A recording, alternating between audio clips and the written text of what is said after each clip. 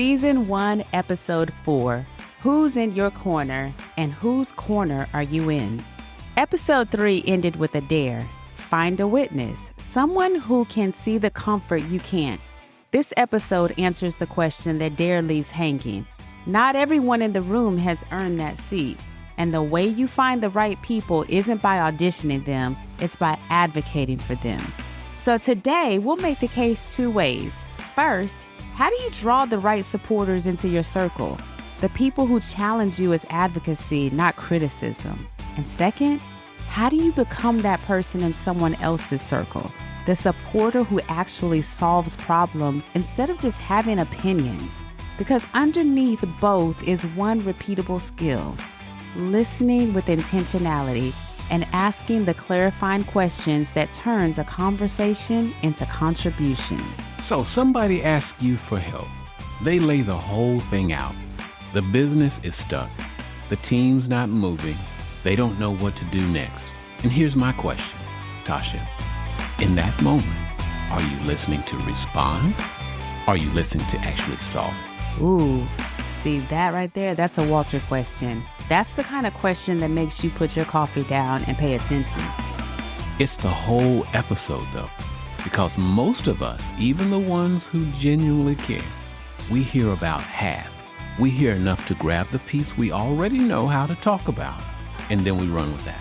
And it feels like help. That's the tricky part. It feels generous, but you didn't solve their problem. You answered a different one that was much more comfortable for you. Right. So today we're doing two things.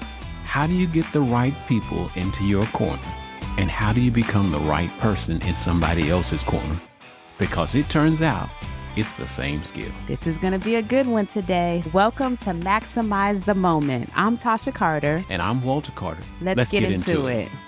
So Walter, last episode, we told everybody, go find a witness. Go ask somebody, where do you see me getting comfortable? I wonder how many people actually took us up on that challenge. I'm curious myself. I've actually had people come back and go, okay, I hear you, but who? Who do I even ask? And that's the right question, because get a witness is not a poll the audience. Not everybody who has access to your life has earned a vote in your life. Say that again for the people pleasers in the back. Not everybody with access has earned a vote. Access is proximity. A vote is trust. Those are two completely different things. And if you confuse them, you'll hand your direction over to somebody who just happens to be loud and nearby. Ooh, that's good. And here's what I had to learn. A real advocate doesn't feel like an attack. When you were the one who looked at my six-figure business, Walter, and you said, where do I want to grow from here? That could have landed like criticism, but it didn't. It actually landed with belief. Why do you think that is? Because the belief came first. The challenge came second. That's the whole formula. If I lead with the challenge, you brace. If I lead with belief, you lean in. And then the hard thing has somewhere to land. Okay, so when you say advocate for the right supporters in your circle, what we are actually saying is go find the people who lead with belief and are still willing to say the hard thing. And I think that's something people need to know, because not the cheerleaders, it's not about the cheerleaders who only clap for you. And it's not only about the critics who only cut. There's a third group too. And this one's sneaky. The comfortable ones. The people who love you exactly as you are and would honestly prefer you never change, because your growth might cost them the version of you they're used to. Ooh, child. And you love those people. That's the hard part. Knowing that they're not villains, they're just not your witnesses. So the intentional move is you get to clear what you're actually asking each person for. Some people in your circle you point to for encouragement. Some you point to for wisdom. And some you point to for specific resources or connections. You don't need everybody to do everything. I'm going to repeat what I just heard you say. You don't need everybody to do everything. That right there, that reframed it for me completely, because I used to want one person to be everything, and then I'd end up being disappointed when they couldn't. But what you just said, you choose where you connect and win with people. That's exactly right. Sometimes the way I advocate for you is I point you to the network. Sometimes it's I point you to a resource. And sometimes I just ask one question and get out of the way.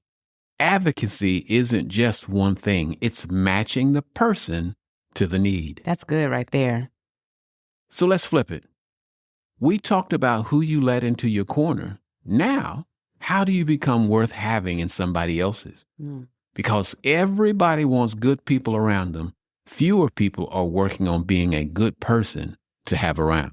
And I think most people assume they already are. Like, of course, I'm a good support. I care, right? But caring is only the entry fee. Walter, it's not the whole thing. It's not. Here's my honest belief. If you want to be a problem solver, I mean a real one, you have to hear with intentionality. Most people listen just long enough to find the door they already know how to walk through. Now, you're going to have to break that down, right? So Okay. Can you give me an example? Okay. Because I really want people to catch this. Okay. Somebody tells you, I'm exhausted. The business is running me. The unintentional listener immediately goes, oh, you need to delegate. Boom, advice delivered. But you don't actually know that's the problem yet. You grab the first familiar shape. Because delegate, quote unquote, is a thing you know how to talk about. Right. The intentional listener asks a clarifying question first. When you say the business is running you, what part specifically? Is it the volume? Is it that only you can do certain things? Or is it you can't turn it off in your head? Now you're solving the actual problem instead of your assumption about it. But here's what's beautiful. The clarifying question is also how you build the rapport that makes the hard truth land.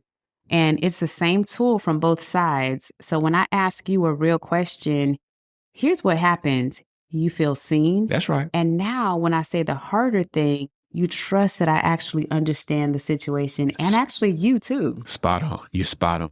That's the one thing that people miss. A clarifying question isn't a stall. It's not you buying time. It's advocacy. It says, I care enough about your actual problem to not hand you a lazy answer. So I want to get real. Let's talk about what happens when you get it wrong, because I don't know if somebody's on the other side of this like me with both hands up. I've gotten it wrong before. Well, getting it wrong looks like being the smartest person who was not help to you at all. You gave a brilliant answer to a question they really didn't even ask. And they may walk away thinking they didn't really get it because they didn't. You solved a version that was easy for you, not for them. That's part of what advocacy is. It's not about what you think is important. It's about connecting and advocating for the thing that's being heard in that moment. Okay, I'm going to add an emotional layer to this, okay? So sometimes people don't come to you for the solution first. They come to be understood first. You're spot on, baby. And if you skip that and jump straight to fixing, you can be completely right and still lose the person. You're spot on. You're spot on. Which is why the intentional listening comes before the problem solving. You earn the right to solve by first proving you actually heard them. And the clarifying questions is how you prove that. So the twofold thing ties together right here. The person you'd want in your corner is the person who listens like this. So if you want to attract that, become that. The way you find great advocates is to become one. Like attracts like. You can't build a circle of intentionality or intentional people while being the person who half listens and over advises. Ouch. And let me stay right there just for a moment, because no matter what the relationship is, whether it's marriage, dating, coworkers, siblings, parent to a child, or any of those, or any sequence of those, the most strategic part of the whole rapport is advocacy. And advocacy is knowing how to listen. That's the skill under every single one of those relationships. Get that one right, and everything else has room to grow. Right. All right. So this is really good stuff here. So once you've actually heard someone, you ask the real question, you understand the real problem. Now what? Because you still have to do something with it. This is where a lot of good listeners stall. They heard beautifully, and then they had nothing to offer.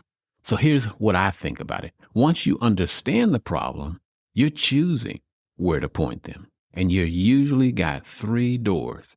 All right, so Coach Carter has his philosophy hat on now. You got to name those. Door number 1. Sometimes you point them to what to do. If their problem is genuinely in your lane, advocate for that. That's not selling, that's stewardship. And you'd be doing them a disservice to stay quiet about the thing that you could actually help. I feel like I'm the one that's always telling on myself with these personal stories because this took me years to get comfortable with, honestly. I used to think that pointing someone to our business was being pushy, but it's not pushy at all. It's actually understanding that if I know we can solve it and I don't say anything, it's not humility. That's actually withholding. That's right. Which leads me to door number 2. Sometimes you point them to a resource, not you, but a book, a tool, a framework, a blueprint, a community where they can go deeper on their own timeline. That's advocacy too. And sometimes it's the most honest one, the most sincere one, because it's not all about you all the time. I hear you. I received that. So this is actually one of the reasons we built the Maximize Life community, because we kept meeting people mid-conversation who didn't need us as their coach, as their facilitator or mentor. They needed a place to keep growing after the conversation ended.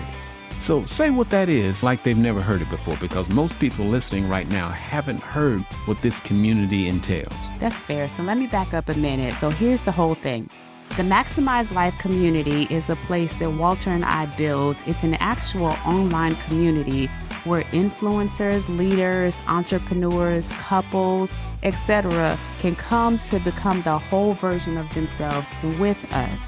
Now, this is not a newsletter. It's not a course that you buy and never open. It's a community with the Carters, Tasha and Walter, because the moment is always now. And we built it as a ladder on purpose. You start free. You don't put in a card. You don't take risks. You just come on in. And free is not the leftovers. So when you join the Maximize Life community, free is real. Because at the free level in school, SKOOL, you actually get the companion guides for every Maximize the Moment podcast episode, including this one right here. So you're not just listening to us, you're actually doing the work with us.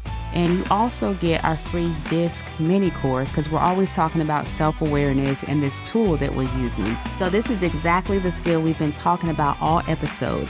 Learning to hear people in their own language instead of yours. And this Maximize Life community is our gift to our audience, to our family that we call them, to be able to not just sit back and hear what we're saying, but to participate in this journey with us. So that's the onboarding on-ramp. Come on in for free, do the DISC Mini workshop, work the episode guides. For a lot of people, that alone changes how they show up in every conversation thereafter. And I have to point this out that this school community is the only place that you're going to be able to go get the episode guides, the only place that you can take the DISC mini course and learn about opportunities that we can go deeper. Now, speaking of going deeper, there's another level of membership waiting for you, and we call it premium. This is the stuff we don't put out publicly because honestly, some things you just don't say to the whole world. You say it to your people. And we believe if you're listening to this right now, you are our people. So inside of this next level, we have 2 more podcasts that you get access to. We have Walter's show, The Governed Life. We have my show, Becoming Unlimited. And this is based around both of our brand new books. I'm so excited. I'm just excited. So yeah, these are based off of our books that we created podcast episodes around. And then we have the Maximize Life Leadership Academy as well. And here's the part that I love. We created these members-only rooms because this is for people who literally say, I want more. I know there's more. And maybe you don't necessarily want to come to a coaching session in person, or maybe you're in another state where you don't have the luxury to come to a workshop or something live, but you always have access to these resources. And so it's like you're sitting in a virtual room with people who are climbing the exact same mountain as you, and we're all in there pulling each other up. And you know what that is, Walter? That's family. That's the difference. So, premium. Premium is for the person who's done deciding whether to grow and is ready to actually build. You've got our voices in your ear on the podcast. You've got the academy. And you've got a room full of people asking each other the clarifying question instead of just cheering. Yeah, and I'm glad we're taking time to break this down because there is actually another level, and that's a VIP. The VIP. That's the one person who wants us in the room with them.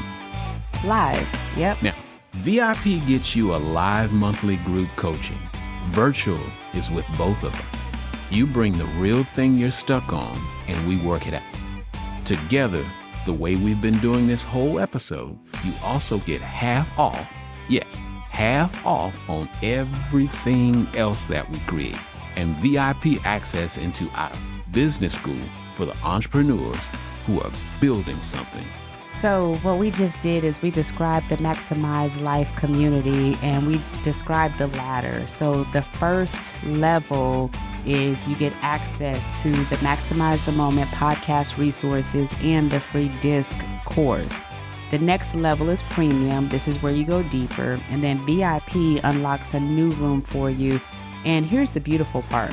You never have to guess where to start. Everybody listening to us today can start at the same place, and that's the free level or complimentary level as we call it. And just know this, the moment is always now to take action. So come on in, grab the episode guide, do the Disc Mini workshop. That's the first step. Now let's talk about door number 3. Don't skip this one. Sometimes the most powerful thing you point them to is a question.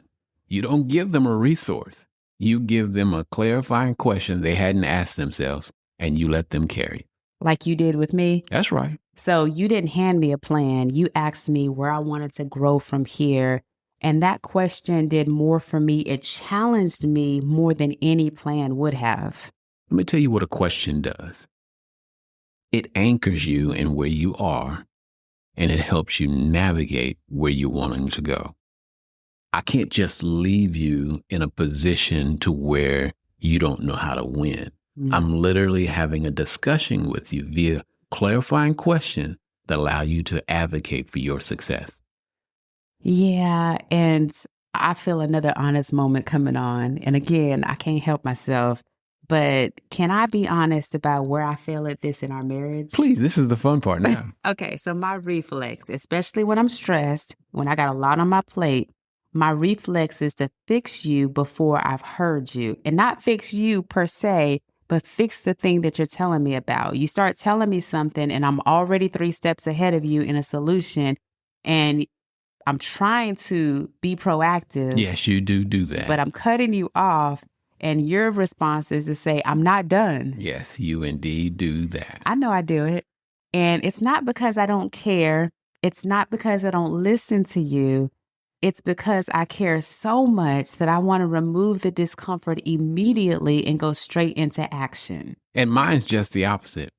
My failure is I'll ask the clarifying question, but sometimes I ask it like an interrogation type of way.